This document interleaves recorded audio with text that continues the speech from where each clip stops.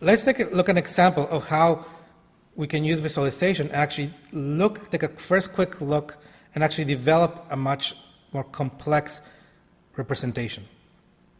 This is some work we did here at Caltech with the Barbara Wald lab on expression of mouse genes as they develop from mouse embryo muscle into specific types of muscle.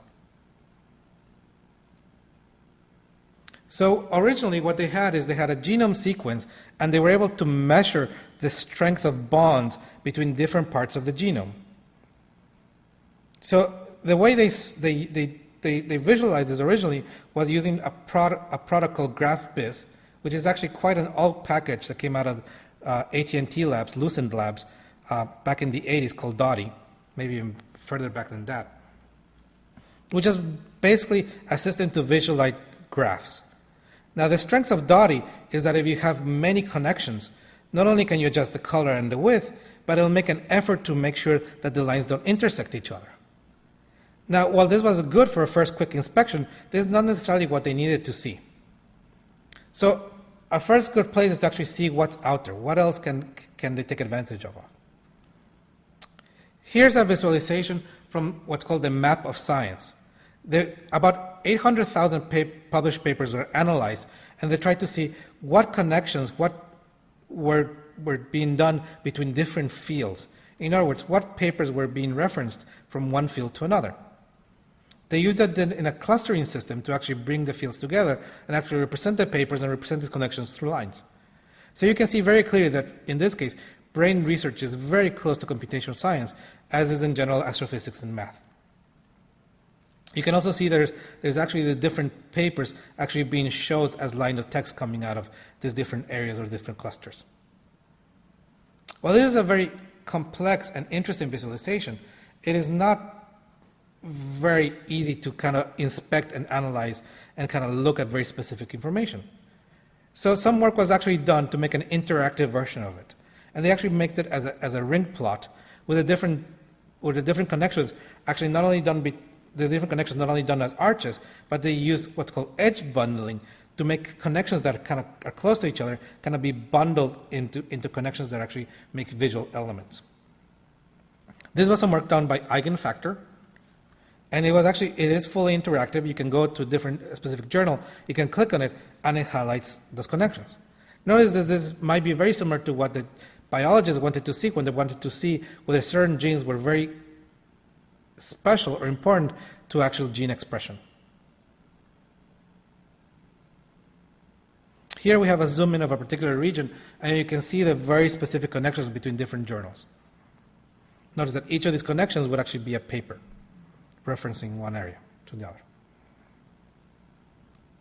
Now, in the area of biology itself, there has been lots of work to actually visualize complex systems and kind of find ways of summarizing it.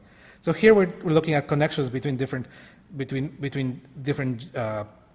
chromosomes and RNAs, and simplified areas that get actually drawn with this kind of squiggly lines, and bonds are actually shown with this kind of directional graph. This was called the ABS Explorer that came out of Vancouver Cancer Research. Now, Ben Fry, who we mentioned before, has actually also worked on gene visualization in general. He actually did some work to actually visualize a gene for comparing different animals, different species. And he came up with a system which actually became a fully interactive 3D environment where you could dive into the information. Well, as it turns out, any user that worked on this became seasick really fast, motion sick.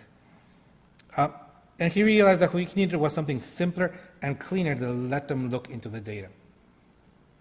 So he came up with this CD36 browser, which basically has different levels of details encoded as different layers of information. You have the top view on top, and the top part of this plot, with actual markers where interesting information, what the big differences are between the two animals. And you can zoom into the sections, and the closer you can zoom, you eventually can get to the genetic code. So how did we put it together to come up with our solution and come up with all these different solutions to actually come up with something useful for our researchers? Well, the idea of these connections and the interaction to actually be able to highlight connection became very clear that was very important and that would be very useful for researchers. So we created an interactive tool that actually lets us mouse over a specific gene and actually shows the connection to different genes. Not only that, but actually shows the strength of the connections. It shows detail in the particular genes. It even shows the signals that are actually able to mark for each of these gene sections.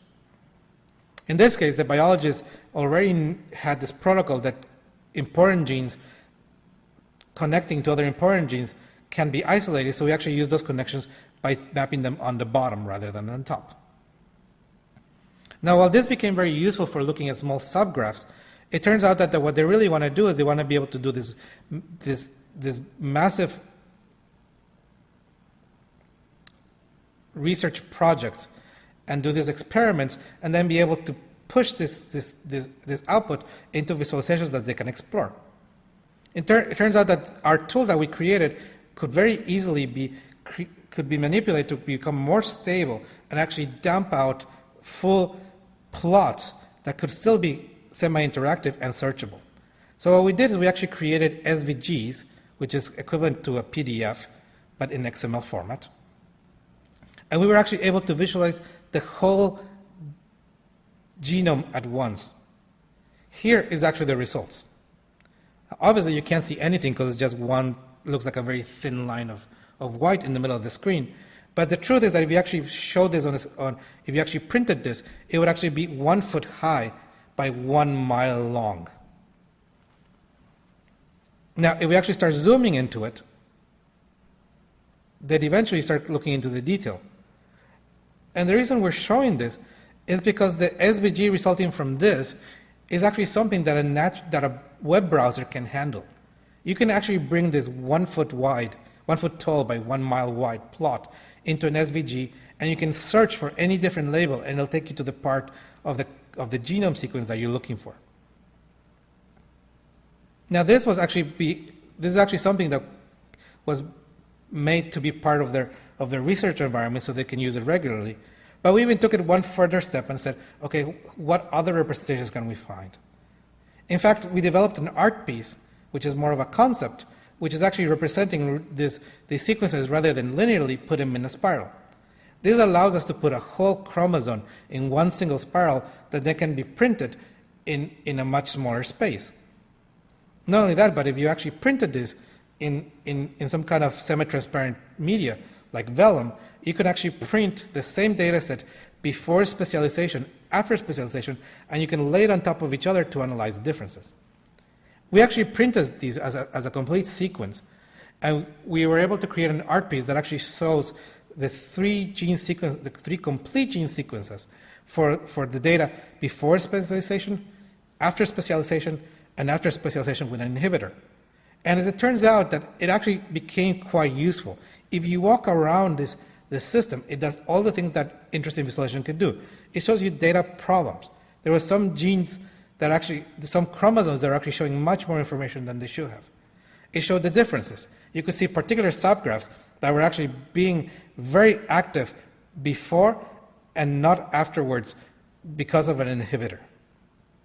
And you could even isolate the particular genes that were interesting to the researchers because they knew where to look within each of the chromosomes.